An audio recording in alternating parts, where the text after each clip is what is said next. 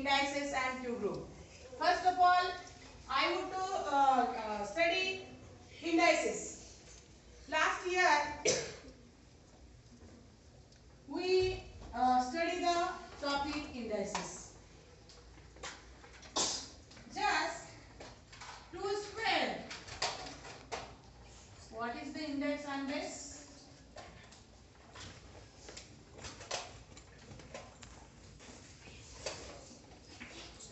Index काय घ्यायचा base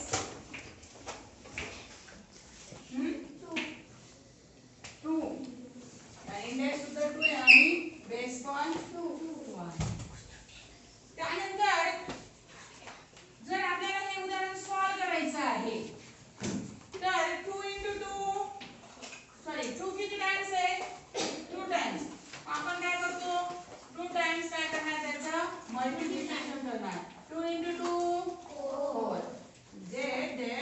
that means therefore 2 square is equal to 4. म्हणजे आपण दिलेल्या घातांकाचा काय केला जेवढी दिलेल्या घातांकाचा संख्या घातांकित संख्येचा जो पाया आहे आणि जो इंडेक्स दिलेला असेल त्या पायाचा इंडेक्स जेवढा दिलेला असेल त्या पायाचा तेवढा घातांकाचा गुणाकार करायचा. आता आपण बघूया काय दिसतोय तुम्हाला आता इथं फक्त बोर्ड वरून वरती करून सांगायचंय. हा इंग्लिश मध्ये सांगायचं.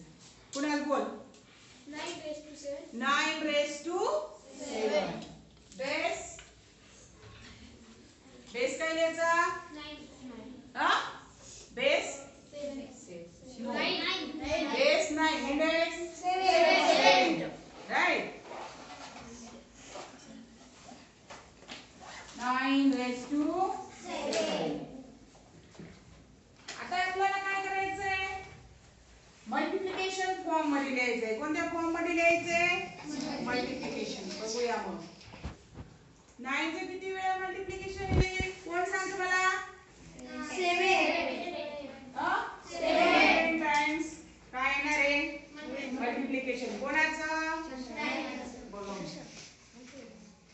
9 raised to 7 is equal to 9 into 9 into 9 into 9 into 9 into 9 into 9 into 9.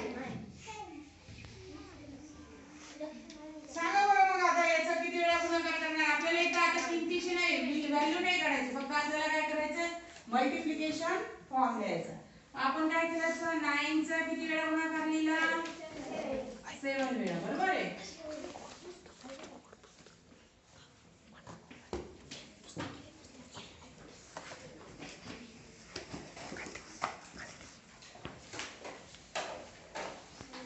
Base 4 index 7. Multiplication form कसा येईल बघ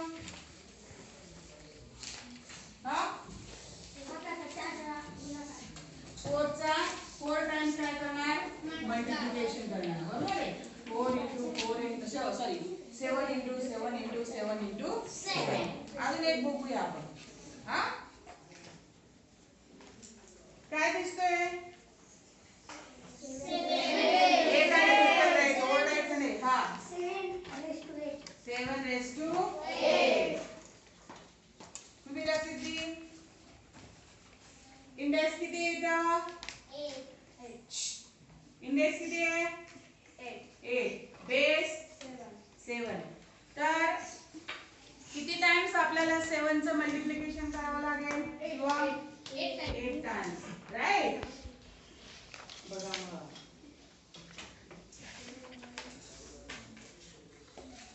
किती टाइम्स 8 टाइम्स 7 raised to 8. म्हणजे आपण काय केलं 7 चा 8 वेळा गुणाकार केला. म्हणजे 7 मल्टिप्लिकेशन किती टाइम्स 8 टाइम्स. आता इथे आपल्याला व्हॅल्यू नाही काढायची आपल्याला फक्त काय करायचं मल्टिप्लिकेशन फॉर्म लिहायचा त्याचा. ठीक आहे. अशा पद्धतीने आपण इंडायसेस या घटकाचा अभ्यास करू शकतो. अशा पट्ट्यात तुम्हाला त्याचा वापर आपण दैनंदिन जीवनामध्ये कुठे करतो बरं सांगा बरं?